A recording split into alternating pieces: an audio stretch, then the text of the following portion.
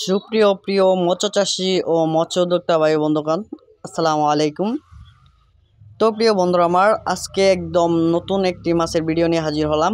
এগুলো আপনার উন্নত মানের অরিজিনাল তারা বাইম মাছের পোনা, যে মাছগুলো আপনারা এখন আমাদের নার্সারি থেকে ক্রয় করতে পারবেন।